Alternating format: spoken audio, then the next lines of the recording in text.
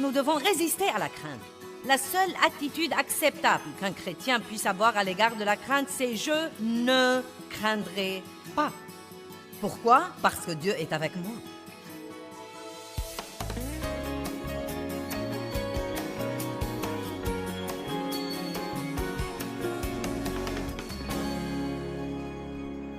Et la seule solution à la crainte, c'est la foi et la connaissance de l'amour de Dieu pour nous individuellement.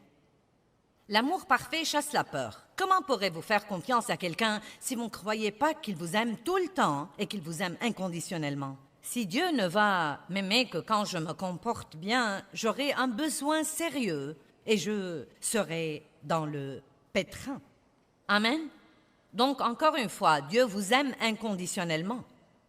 La Bible dit des choses étonnantes comme quoi, pour satisfaire son amour, lorsque nous étions encore des pécheurs et des ennemis à lui, Dieu est mort pour nous. Et s'il était prêt à envoyer son Fils unique, combien plus il nous donnera libéralement toutes les autres choses dont nous avons besoin.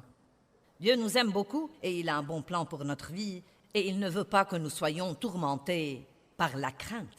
Non seulement il ne veut pas que nous soyons tourmentés par la crainte, mais encore il ne veut pas que la crainte entrave notre destinée. Chaque fois que nous essayons d'aller de l'avant ou de faire des progrès, Satan nous offre toujours la crainte pour nous faire régresser. Amen. Donc la crainte numéro 1 dont je veux vous parler, c'est la crainte du mal ou la crainte des ennuis. Personne n'aime avoir des ennuis. Et à l'instant où nous les voyons venir, nous disons normalement « Oh non, pas encore !» Et tout de suite, l'effroi s'installe. Regardons le psaume 27, 13 et 14.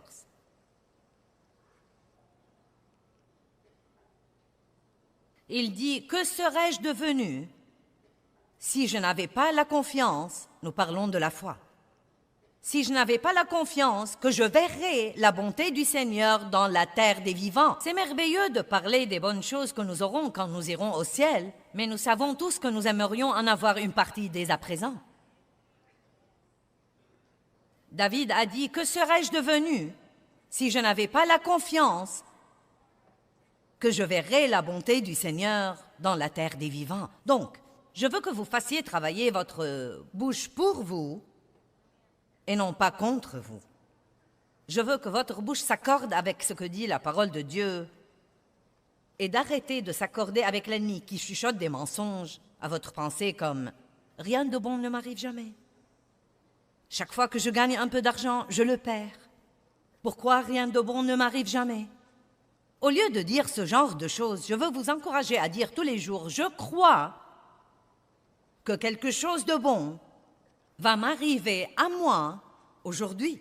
Je crois. Libérez votre foi. Nous avons tous la foi, d'après Romains 12, 3. Ce verset dit « À chacun est départie une mesure de foi. » Nous avons la foi, mais beaucoup de gens l'ont seulement, ils ne l'utilisent pas. Vous savez, j'avais ce bouclier vendredi matin, car la Bible dit dans Éphésiens de soulever le bouclier de la foi. C'est une autre façon de dire « libérez votre foi ». Quels sont les moyens dont nous pouvons la libérer? Par la prière, par les paroles et par l'action inspirée de Dieu. Combien d'entre vous peuvent se rappeler ça? La prière, les paroles et l'action. Ce que nous disons est très, très, très, très important. Et croyez-moi, ce que nous disons est beaucoup plus important que nous le croyons. La Bible dit dans Proverbe 18, 21, « La mort et la vie dépendent de la langue. Et quiconque l'aime mangera de son fruit, que ce soit pour la vie ou pour la mort. » Je crois que quelque chose de bon va m'arriver aujourd'hui. Et ensuite, j'aime ajouter à ça que parce que je ne veux pas être égoïste et vouloir quelque chose de bon seulement pour moi, je fais suivre ça et je dis, et je crois que quelque chose de bon va arriver par moi aujourd'hui. Amen. À moi et par moi. Sans la foi, nous vivons dans la crainte. Et c'est pourquoi Dieu nous a donné la foi. Sans la foi, nous ne pouvons pas recevoir de Dieu. La grâce et la miséricorde de Dieu ont payé toutes les bénédictions qui sont disponibles pour nous et nous les recevons simplement par la main de la foi. Quand nous libérons notre foi, nous disons Dieu, je crois, et croire veut dire recevoir. Si vous regardez la définition de croire, cela veut dire recevoir. Et la définition de recevoir veut dire croire. Donc quand je dis je crois, je dis en fait je reçois. Sans la crainte, nous ne pouvons pas recevoir de Satan. Pensez-y. Sans la foi, nous ne recevons pas de Dieu. Mais sans la crainte, nous ne pouvons pas recevoir de Satan. Maintenant, ce n'est pas parce que vous ressentez la crainte que vous devez craindre. Et c'est une chose très importante que les gens doivent comprendre. Nous allons toujours ressentir la crainte à différents moments, mais elle n'est pas la mienne jusqu'à ce que je la prenne. Ce n'est pas parce que je la ressens qu'elle est la mienne. C'est signe que le diable essaye de m'empêcher d'avoir quelque chose que Dieu veut que j'ai. Il essaye de me mettre dans un genre d'esclavage ou de me tourmenter à certains égards. Le doute est un type de crainte. L'effroi est un type de crainte. Et je voudrais même vous voir arriver au point où quand les ennuis viennent, ou qu'il y a quelque chose dont nous devons nous occuper qui va être fâcheux ou pas très drôle ou pourrait probablement, vous savez, être un vrai problème au lieu de dire « Oh, encore ! J'en ai plus qu'assez de ça !» Combien de choses stupides vous avez déjà dites et vous ne vous êtes même pas encore occupé du problème? Oh mon Dieu, ça va me tuer si ça continue. J'aimerais vraiment arriver au point où nous pourrions dire « Tout ce que je dois faire, je peux le faire par Christ qui me fortifie. Je ne craindrai pas. » J'avais autrefois ce sentiment vague autour de moi tout le temps. Et je veux dire par autrefois la fin des années 70. Et j'avais essentiellement eu ce sentiment toute ma vie. Beaucoup de mauvaises choses me sont arrivées depuis que j'étais très petite fille. Beaucoup de choses tristes, beaucoup de mauvaises choses, beaucoup d'abus, beaucoup de craintes. Et tant de mauvaises choses m'arrivaient de tous les côtés que je suis arrivée au point où j'attendais plus ou moins le désastre suivant. Et donc même quand je suis devenue chrétienne et que j'essayais de servir Dieu diligemment, j'avais toujours ce sentiment vague, ce sentiment menaçant. Quelle est la chose suivante qui va arriver? Est-ce que quelqu'un comprend de quoi je parle? Et comme j'ai commencé à étudier la parole, j'étais debout dans la salle de bain un matin. Je vois toujours clairement où j'étais debout. Et j'arrangeais mes cheveux pour sortir ce jour-là et je me suis finalement arrêtée et j'ai dit « Dieu, quelle est cette chose que je ressens tout le temps et qui ne me permet jamais de me détendre ou d'oser même penser que quelque chose de bien va m'arriver aujourd'hui. » Je ne savais pas encore ce que c'était. Et le Seigneur a parlé à mon cœur, le Saint-Esprit a parlé à mon cœur et il a dit « mauvaise appréhension ». J'ignorais ce que c'était. Mais comme Dieu, souvent, s'y prend avec nous, je suis tombée au cours des quelques jours suivants sur le livre de Proverbes 15, et je voudrais que vous le regardiez avec moi. Proverbes 15.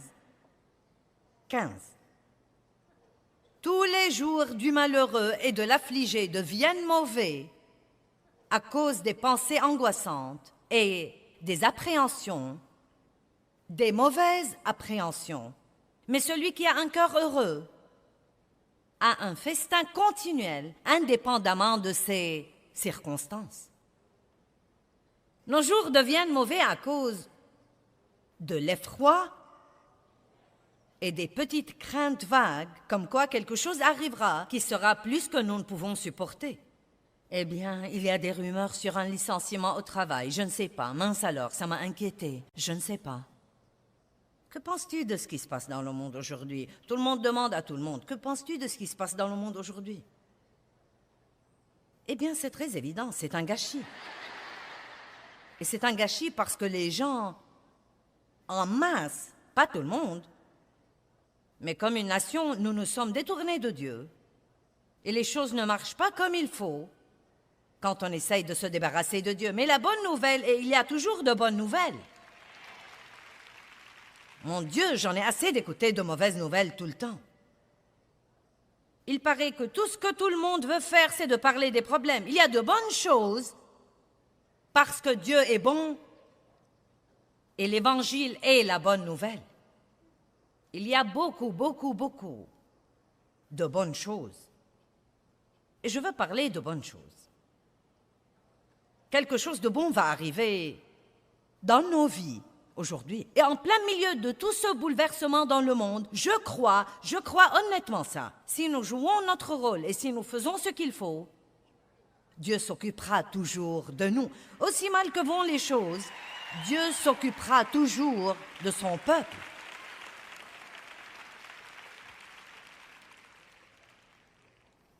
Et c'est ce que nous devons regarder. Les mauvaises appréhensions. Nos jours deviennent mauvais à cause des pensées angoissantes et des mauvaises appréhensions. Donc, au lieu d'attendre de voir ce que sera le problème suivant, pourquoi ne pas prendre l'attitude d'attendre de voir ce que sera la bénédiction suivante? Levez-vous avec enthousiasme. J'ai hâte de voir ce que Dieu va faire pour moi aujourd'hui. Dieu fait vraiment beaucoup de choses que nous ratons parce que nous sommes occupés à penser aux choses qu'il ne fait pas. Regardons Romains 8, 32, un merveilleux verset. Qui croit vraiment que Christ est mort pour vous? Vous croyez ça aujourd'hui? Alors, écoutez ça. Lui qui n'a point épargné son propre et unique Fils, mais l'a livré sur la croix pour nous tous, comment ne nous donnera-t-il pas aussi libéralement et gracieusement toutes les autres choses avec lui? Oh, bonté divine, c'est un verset riche. Si nous croyons que Christ est mort pour nous, et c'est absolument le don le plus grand, pourquoi vivons-nous donc en craignant que Dieu ne s'occupe pas des autres choses dans nos vies dont nous avons besoin? Quelque chose de bon va arriver. Le roi David, dans le psaume 23, dit « Je ne craindrai aucun mal, car tu es avec moi. » Je crois qu'il faisait une confession là. Je crois qu'il faisait la même confession que j'essaye de vous amener à faire. Tant de ces choses que nous voyons David dire dans les psaumes, je ne suis pas sûre qu'ils fussent nécessairement son compte-rendu de ce qui arrivait. Je crois qu'il déclarait ce qu'il croyait. Je ne craindrai aucun mal. Le Seigneur est mon berger, je ne manquerai de rien. Oui, même quand je marcherai par la vallée de l'ombre de la mort, tu es avec moi. Je ne craindrai aucun mal, car tu es avec moi. Ne craignez pas les mauvaises nouvelles. Et quand vous les recevez, la première chose à laquelle vous devez penser, je suis plus que vainqueur.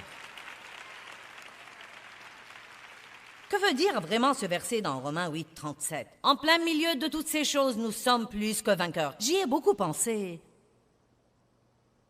Et je crois vraiment ce que je me prépare à dire. Je crois qu'être plus que vainqueur veut dire que vous savez déjà que vous avez la victoire avant même d'avoir le problème.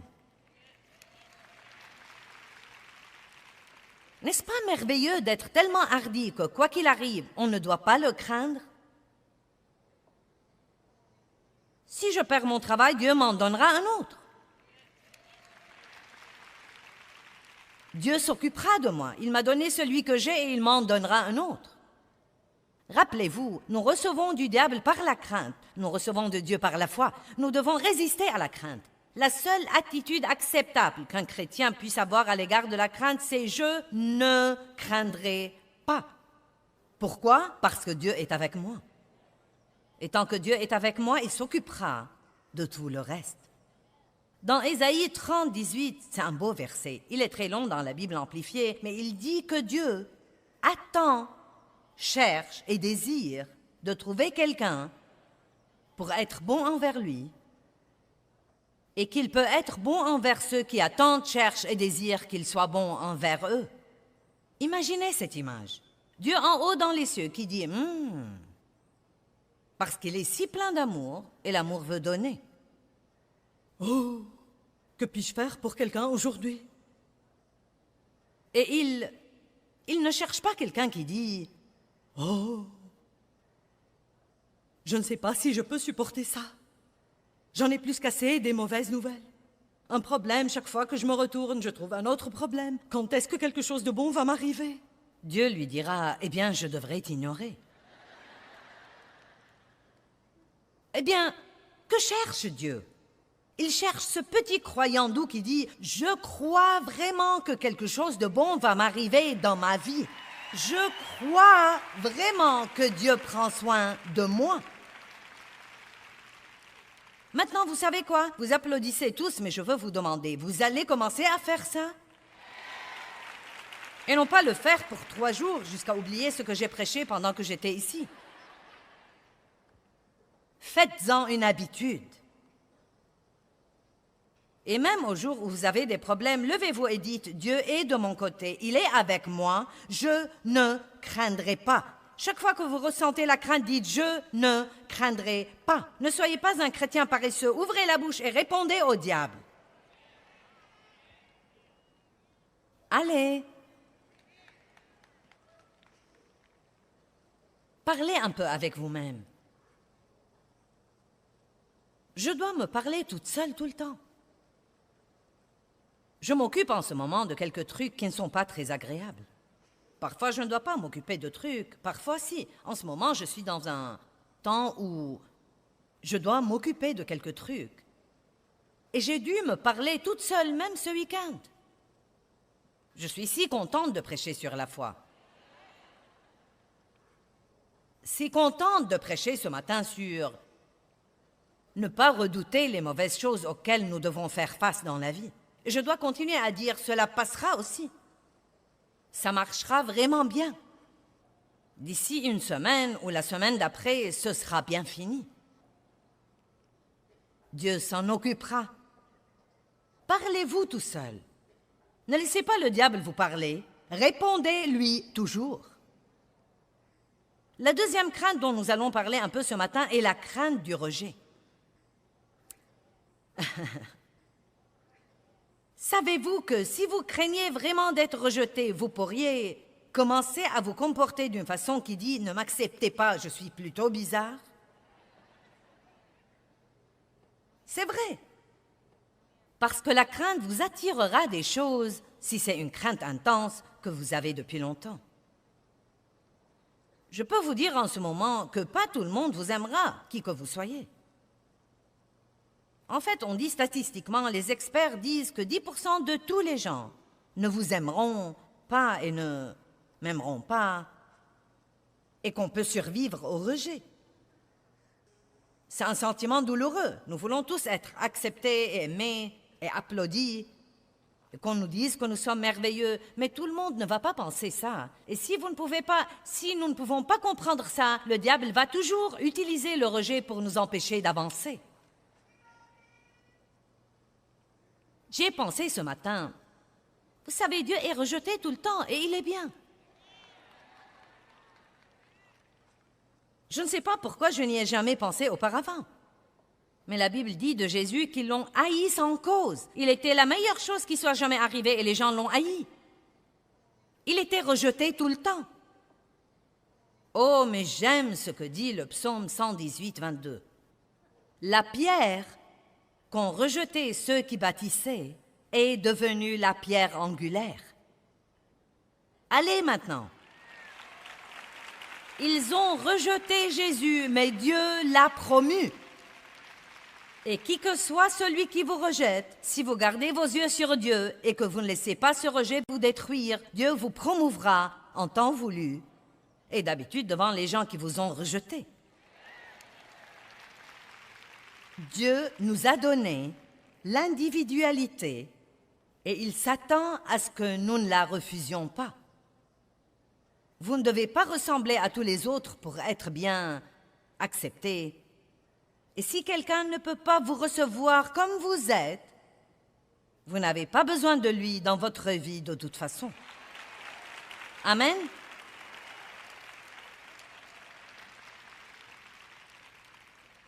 Regardons Luc chapitre 10, versets 10 et 11. Mais dans quelque ville que vous entriez, maintenant Jésus envoie les disciples. Ils ont été formés, mais maintenant il est temps d'aller dans le monde. Mais dans quelque ville que vous entriez et où l'on ne vous recevra pas et ne vous acceptera pas. Donc il ne leur a pas dit « tout le monde va aimer votre message ». Parfois, quand nous essayons d'aider les gens, nous ne comprenons pas pourquoi ils ne veulent pas de notre aide. C'est comme « j'essaye de vous aider ». Pourquoi vous ne m'aimez pas? Tout le monde ne veut pas être aidé. Mais dans quelque ville que vous entriez et où l'on ne vous recevra pas et ne vous accueillera pas, sortez dans ces rues et dites, même la poussière de votre ville qui s'est collée à nos pieds, nous l'essuyons pour vous la rendre. Mais j'aime vraiment ce que dit l'un des autres évangiles. Il dit, nous la secouons. Secouez la poussière de cette ville de vos pieds. Quand vous êtes confiant dans l'amour de Dieu et que vous êtes confiant en Christ, vous n'avez pas besoin que tous les autres au monde vous apprécient. Laissez-moi vous donner une parole de sagesse. Arrêtez de vous faire du souci pour ceux qui ne vous aiment pas et trouvez ceux qui vous aiment. Et je prie que vous arriviez tous au point où, quand les gens vous rejettent, vous serez capable de secouer ça et de dire, vous savez quoi? Vous avez un problème. Or, cela ne veut pas dire que nous ne voulons pas apprendre et grandir. Et si nous faisons quelque chose qui détourne les gens de nous tout le temps, à ce moment-là, pour l'amour de Dieu, apprenons et grandissons. Mais le point essentiel, c'est que, aussi bien que vous vous comportiez, il va y avoir des personnes qui ne vous aimeront pas. Ils n'aimeront pas votre personnalité, ils n'aimeront pas vos manies. Vous n'allez pas vous accorder avec tout le monde. Parlons de la grâce pour un instant. Oh, la grâce est une chose si étonnante.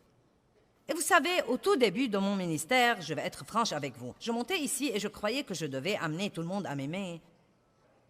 Et j'étais si blessée quand quelqu'un se levait et s'en allait, surtout au tout début, parfois, vous savez. Si j'étais invitée dans une église et que les hommes ne s'attendaient pas à moi, il y avait parfois des hommes qui se levaient et s'en allaient. Oh, c'était si dur. Mince alors, cela me blessait parce que je manquais d'assurance. Et je tirais toujours une partie de ma valeur des visages des gens, de leurs actions. Est-ce qu'ils sourient? Est-ce qu'ils froncent leurs sourcils? Sont-ils endormis? Sont-ils éveillés? Et vous savez, quand vous avez la crainte du rejet, vous imaginez des choses qui ne sont même pas vraies. Je me rappelle que j'étais une fois dans une réunion où j'enseignais et au bout de 10 minutes seulement du sermon, une femme s'est levée, elle était dans la 2e rangée, et elle est partie. Eh bien non, mais le diable m'a dit, elle ne t'aime pas. Et j'ai été tourmentée par ça tout au long de mon enseignement ce soir-là. Non mais cela m'a presque achevée parce que je pensais, eh bien, mon sermon doit être mauvais. Et vous savez, c'est horrible. Non, mais si vous croyez que c'est dur que le diable attaque votre pensée, essayez de prêcher dans une salle remplie de gens et voyez-le attaquer votre pensée. Et quand cette réunion s'est terminée ce soir-là, quelqu'un est venu me dire, « Mon amie m'a demandé de te dire qu'elle était vraiment désolée de devoir partir pendant que tu prêchais, mais elle devait aller au travail. Mais elle voulait tellement t'écouter qu'elle a fait tout le chemin jusqu'ici juste pour pouvoir t'écouter pour 10 minutes. »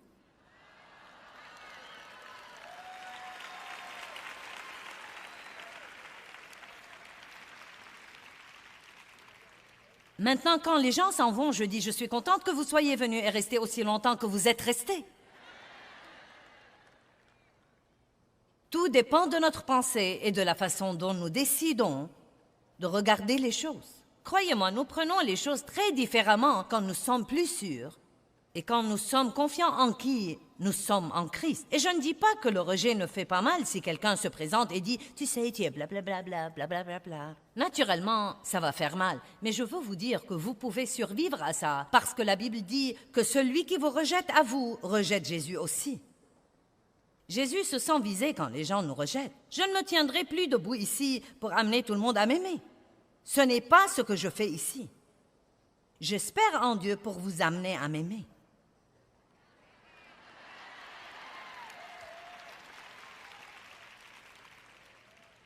Peut-être qu'il y a quelqu'un qui est venu ici aujourd'hui comme invité et vous pensez « Ça ne marche pas, sœur, car je ne t'aime pas. »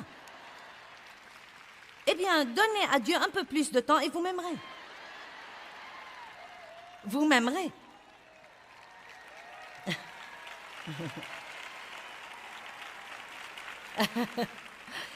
Vous voyez, je suggère que vous priez, Dieu, donne-moi grâce partout où que j'aille aujourd'hui. Dieu, toi, amène les gens à m'aimer, parce que je n'ai pas l'énergie de jouer au plus fin avec les gens. Eh bien, c'est trop de stress de sortir et d'avoir à ne pas être moi.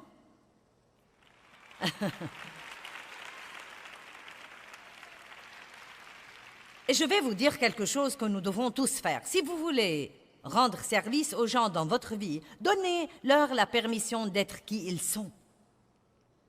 Dave m'a fait le meilleur compliment ce matin. C'est un ange, il m'a aidé à me sentir si bien. Hier, je parlais de combien j'ai changé au cours des 45 ans de notre mariage, et j'ai dit, vous savez, Dave s'est marié à 20 femmes différentes. Et il a dit, hier, quand tu as dit ça, j'ai pensé oui, et je les aimais à toutes. Donnons à Dave. Oh! Je veux que l'enseignement d'aujourd'hui vous donne une meilleure compréhension, comme quoi nous recevons toutes les bonnes choses que Dieu nous réserve par la foi, mais que nous pouvons aussi recevoir les mauvaises choses que l'ennemi nous réserve par la crainte. Nous devons donc faire confiance à Dieu, et cela nous aidera à résister à la crainte. Vous savez, Dieu vous aime, et il ne veut pas que vous soyez tourmentés par la crainte ou quoi que ce soit. Il ne veut pas non plus que la crainte vous éloigne de votre destinée.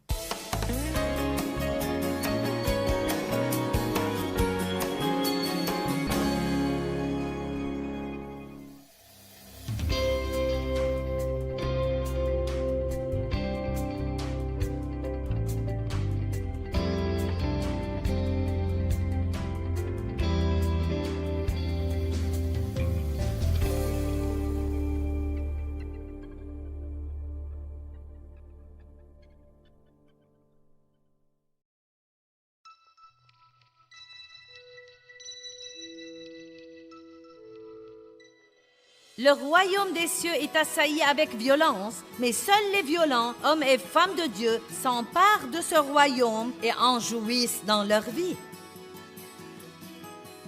Pas les craintifs, pas les timides, pas les faibles, pas les peureux, pas les négatifs, pas les gens qui redoutent les ennuis,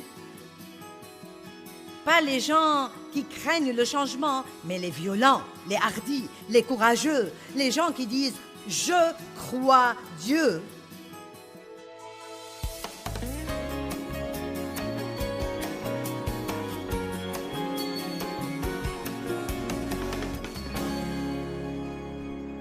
La crainte de ce que les choses ne changent jamais. Le mensonge de jamais. Vous ne changerez jamais. Les membres de votre famille ne changeront jamais. Vos circonstances ne changeront jamais. Vous n'aurez jamais d'argent. Vous ne vous marierez jamais. Vous n'aurez jamais de paix. Vous ne jouirez jamais de votre vie. Les mensonges de jamais.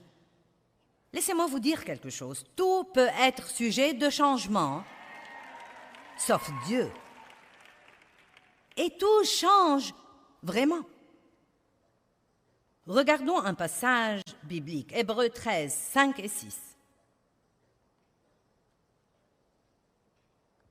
C'est un peu long au début, mais tenez bon, car ça va devenir si bon. Que votre caractère ou disposition morale ne se livre pas à l'amour de l'argent, y compris l'avidité, l'avarice, la convoitise et la soif des biens terrestres, et contentez-vous de vos circonstances présentes et de ce que vous avez. Donc, où que vous en soyez en ce moment, ne craignez pas qu'il ne change jamais. Dites, eh bien, je vais être un petit campeur heureux là où j'en suis, car Dieu a un plan. Lisons le reste du verset.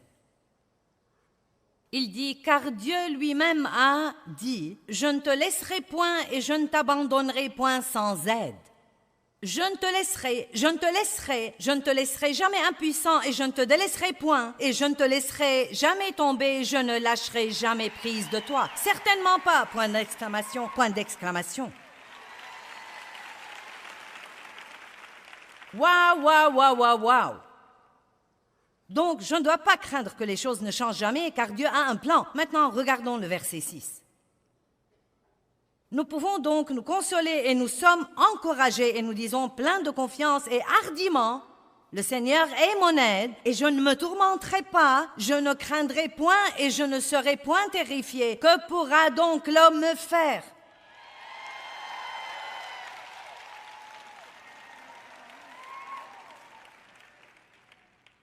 Il a dit, nous disons. C'est pourquoi il est très important, quand ces mauvaises pensées font la guerre à votre pensée, d'ouvrir la bouche et de dire ce que Dieu dit, et non pas d'ouvrir la bouche et de dire la pensée que l'ennemi vous met dans la pensée. Allons-nous être le porte-parole de Dieu ou le porte-parole de l'ennemi? Est-ce que vous avez une idée sur l'importance de savoir ce genre de choses? Avez-vous une idée?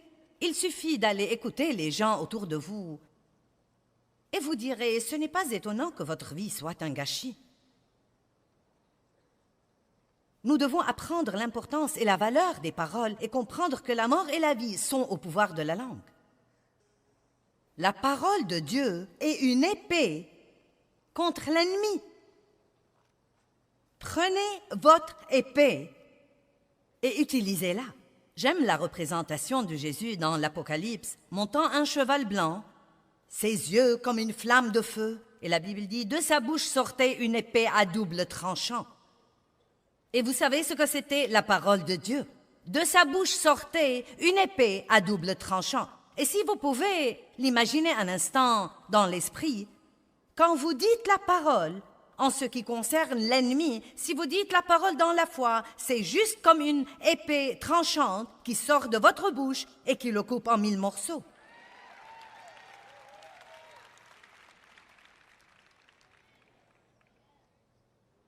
C'est pour moi une des choses les plus précieuses que j'enseigne aux gens. Ça ne suffit pas de connaître la parole. Vous devez apprendre à dire la parole. Quand le diable dit « rien ne changera », dites « Dieu a un plan ». Ça changera. Ensuite, il y a des gens qui craignent que rien ne change jamais et des gens qui craignent le changement. Mais le changement est certain. Très peu de choses dans la vie sont pour toujours. Le savez-vous? Nos corps changent. Quelqu'un comprend déjà ça?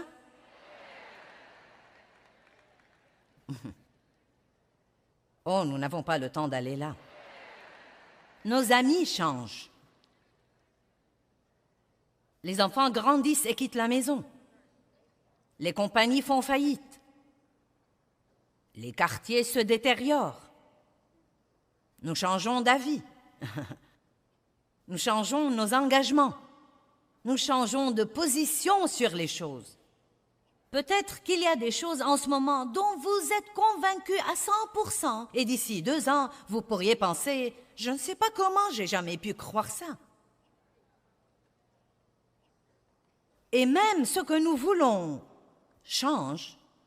Ce que nous aimons change et nos désirs changent.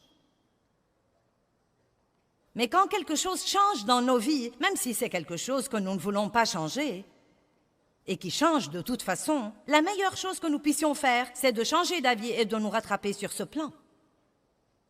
Il n'y a rien de pire que d'avoir son esprit dans le passé et son corps ici quelque part dans l'avenir. Regardons 2 versets que vous connaissez probablement, mais je crois que ça vaut la peine de les regarder ce matin. Ésaïe 43, 18 et 19. Ne vous souvenez pas sérieusement des choses précédentes et ne considérez pas les choses anciennes. Voici, je fais une chose nouvelle.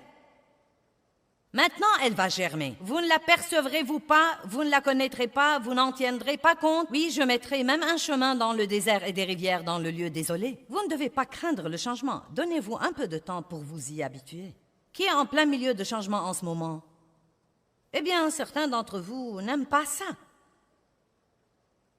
Eh bien, ça ne va pas empêcher le changement. Vous feriez donc aussi bien d'avoir une nouvelle mentalité. Dieu, je vais apprendre à aimer cette nouvelle chose, même plus que je n'ai aimé l'ancienne. Et je crois qu'elle sera meilleure que la chose dont je me défais. Maintenant, Une des raisons pour lesquelles nous nous sentons parfois déchirés pendant les temps de changement est qu'une partie de nous veut une chose nouvelle et que l'autre partie de nous est toujours accro à l'ancienne, car nous avons des liens d'âme avec les choses. Quand j'ai quitté mon travail à l'église où j'ai travaillé pendant 5 ans, je savais que je devais partir. Je savais que Dieu m'appelait à commencer à faire les choses que je fais maintenant. Mais je peux honnêtement vous dire que j'avais tellement de liens d'âme avec les gens là et l'endroit et les relations que j'avais nouées et le confort du salaire régulier que ça m'a fait de la peine et que j'ai été embrouillée pendant 3 ans après avoir quitté parce que j'étais seule sur la route maintenant. Je me sentais seule parce que je n'avais pas avec moi toutes ces personnes que j'avais. Les gens disent toujours, je parie que c'est tellement amusant de voyager. Oh, fichez-moi la paix. Donc, j'étais toute seule sur mon chemin.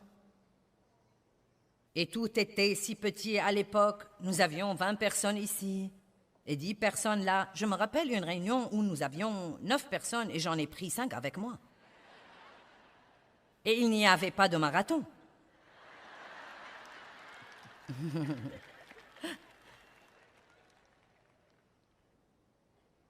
Et donc quand j'étais en ville, j'allais à l'église le dimanche.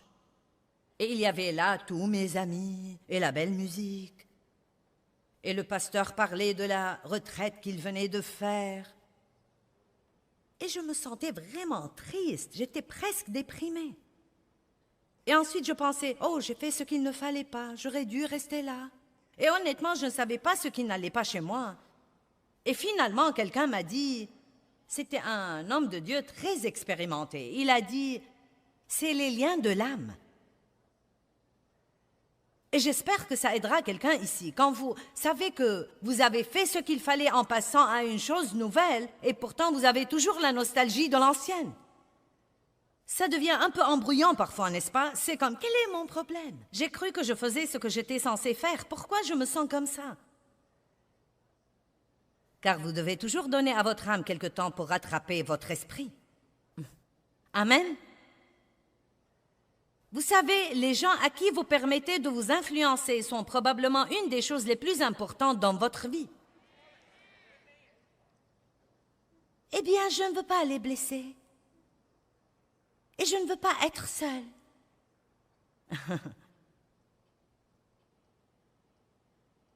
Vous seriez dans une meilleure position en passant quelques nuits seules, plutôt que de laisser les gens empoisonner votre vie.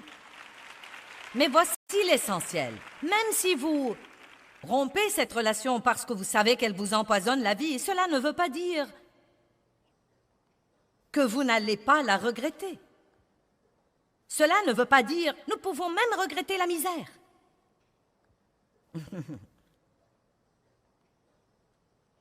Je m'adresse à certaines personnes, n'est-ce pas? Vous savez, plutôt que de vous asseoir à la table de déjeuner avec tous vos, vous savez, amis au travail,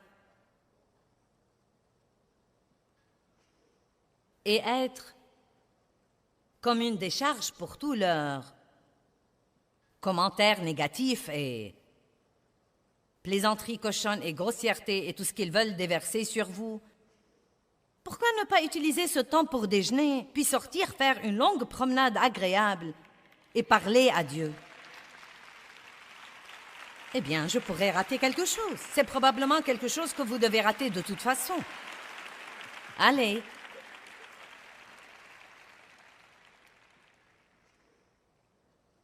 Ne craignez pas de changer. Vous savez, quand Moïse est mort, c'est très intéressant dans Josué 1, je n'ai pas le temps de vous prendre là. Dieu est allé à Josué et lui a dit une chose vraiment étonnante, Moïse est mort. Je suis tout à fait sûre que Josué le savait. D'autant plus qu'ils ont déjà été dans un temps de deuil pour Moïse. Mais quand Dieu a dit Moïse est mort, il disait beaucoup plus que ça. Il disait, il est temps que les choses changent. Tu vas prendre une nouvelle responsabilité. Les choses ne vont plus être comme elles étaient. Il n'est plus tombé de manne par après. Il était temps que le peuple grandisse. Et peut-être qu'il y a des choses dans votre vie qui sont mortes depuis longtemps, mais vous les traînez toujours avec vous. Et ce que vous devez faire, c'est de lâcher l'ancien pour que vous puissiez complètement prendre le nouveau. Vous devriez me voir quand j'essaye de prêcher aux gens et je commence même à dire « Et si vous n'obtenez pas ce que vous voulez ?» Je n'ai jamais eu les applaudissements de toute la salle quand je disais ça. Hier soir, quand je lisais, ou n'importe quand, chaque fois que je lisais Hébreux 11, le panthéon de la foi, le panthéon des héros de la foi, et que je parlais de ça, et de tous ces gens qui ont cru, et il dit qu'ils sont tous morts, soutenus et contrôlés par leur foi, mais n'ayant jamais reçu l'accomplissement de la promesse. Non, mais elle était juste là-dedans comme elle est en ce moment. Je n'ai pas dit que Dieu ne s'est pas occupé d'eux, mais Dieu avait un plan qui était un peu différent de leur plan. Dieu voulait encore nous regrouper et nous permettre de faire partie du groupe. Dieu ne nous donne pas toujours tout ce que nous voulons et nous ne devons pas craindre ça. Nous devons dire, si je n'obtiens pas ce que je veux, cela veut dire que je ne suis pas censé l'avoir. Avons-nous confiance en Dieu autant que ça? Si je n'obtiens pas ce que je veux, cela veut très simplement dire que je ne suis pas censé l'avoir. Mais je le veux! Ne pensez plus à ce que vous voulez et pensez à Dieu. La Bible dit, fais de l'Éternel tes délices et il te donnera ce que ton cœur désire et non pas les désirs de votre chair. Dieu nous donne certaines des choses que nous voulons, mais il ne nous donne pas toutes les choses que nous voulons, car parfois nous ne sommes pas assez intelligents pour vouloir ce qu'il faut. Il y a des gens qui sont assis ici aujourd'hui, qui ont voulu des choses dans le passé, et vous êtes débrouillés pour l'avoir dans la chair, et maintenant vous regrettez de tout votre cœur de les avoir. Et bon sang, j'ai des amens robustes là-bas.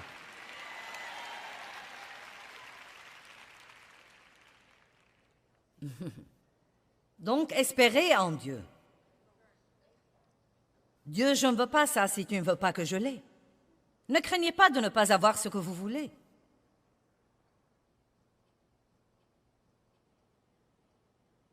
Vous savez, Paul dit dans Philippiens 4, « J'ai appris à être content, dans l'abondance comme dans le besoin. » Vous savez pourquoi? Parce qu'il s'était abandonné à Dieu.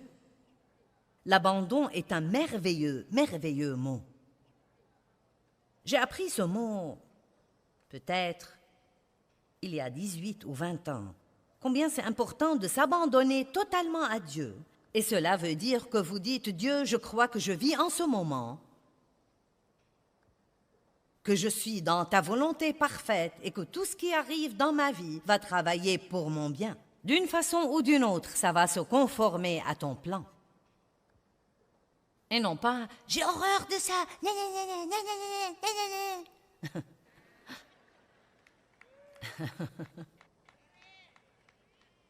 Bon, une dame là au 3e rang aime mon message.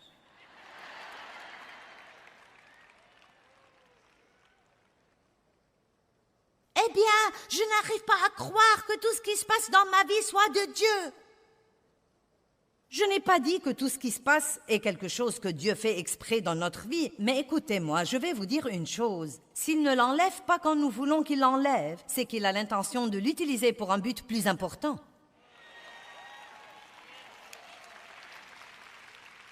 La crainte de l'échec.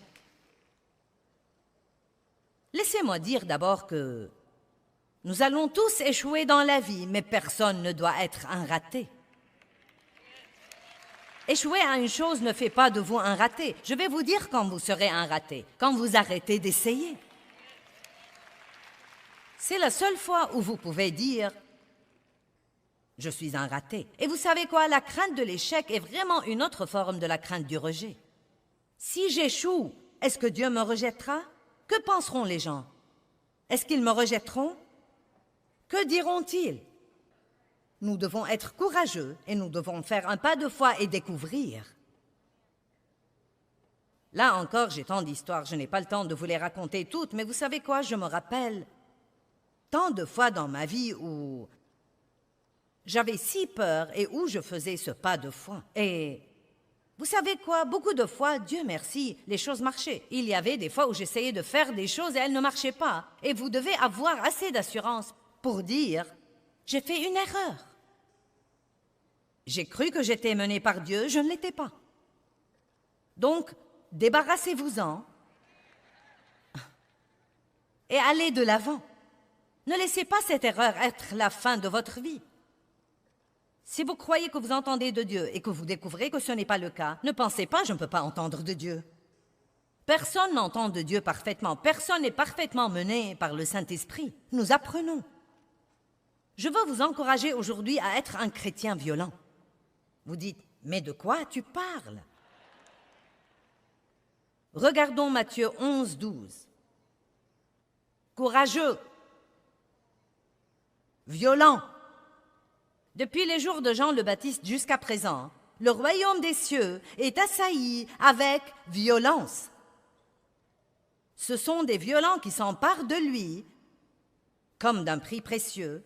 Une part dans le royaume céleste est cherchée avec la ferveur la plus ardente et l'effort intense. Si vous étudiez ces deux mots, les violents, violence et les violents, ils ont deux sens différents. Ce sont deux mots grecs différents. Et le premier, le royaume des cieux, est assailli avec violence. Cela veut dire attaquer, une mauvaise attaque. Et les violents veut dire les courageux et les énergiques. Le royaume des cieux est assailli avec violence, mais seuls les violents, hommes et femmes de Dieu, s'emparent de ce royaume et en jouissent dans leur vie. Pas les craintifs, pas les timides, pas les faibles, pas les peureux, pas les négatifs, pas les gens qui redoutent les ennuis, pas les gens qui craignent le changement, mais les violents, les hardis, les courageux, les gens qui disent « Je crois Dieu ». Et je n'ai pas peur de faire un pas de foi et de découvrir si ce que j'entends est vraiment de Dieu ou pas. Vous savez, j'ai essayé le ministère de la télévision longtemps avant que Dieu ne me l'ait donné. Nous avons loué un studio à la télé par câble à Saint-Louis et j'allais avoir un talk show. J'ai pris 3 ou 4 de mes employés et nous allions nous asseoir et j'allais être comme l'hôtesse et leur poser des questions et les interviewer. Ce qui est arrivé, c'est que je posais les questions et j'y répondais moi-même. Et ils s'asseyaient là comme des meubles supplémentaires. Et ce n'était même pas ce que Dieu voulait que je fasse pour commencer. Donc vous savez ce qui est arrivé? Après 6 mois d'être à la télé, je n'ai reçu qu'une seule lettre. Et il n'y avait pas d'argent dedans. Mais quand Dieu a ouvert la porte, oh bonté divine, comme une inondation puissante. Donc vous savez, je ne suis même pas désolée d'avoir eu cette expérience. Car, à dire vrai, parfois quand Dieu vous appelle à faire quelque chose, vous vous embrouillez un peu sur le timing. Vous avez quelque chose qui flotte au-dedans de vous et vous pensez « Eh bien, je suis censé faire ça ou je ne suis pas censé le faire ?» Et la seule chose que je peux dire, c'est « Faites un pas de foi et découvrez. » Hey, si je marche dans la mer Rouge et qu'elle ne se fend pas, je reculerai.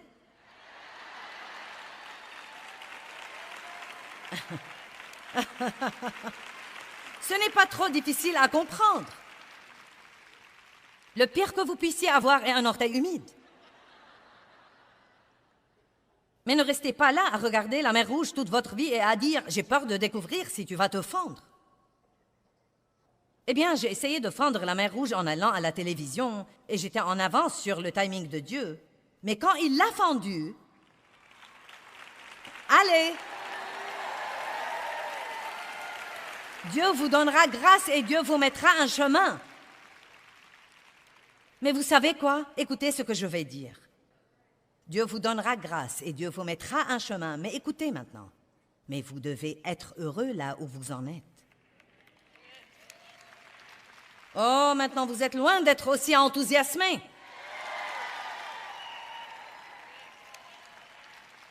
Oh, vous êtes si marrant. J'ai dit Dieu vous mettra un chemin et Dieu vous donnera grâce et tout le monde dit ouais. Mais vous devez être heureux là où vous en êtes.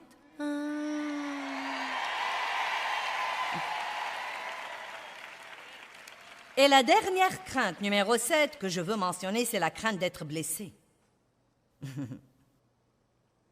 La crainte d'être exploité.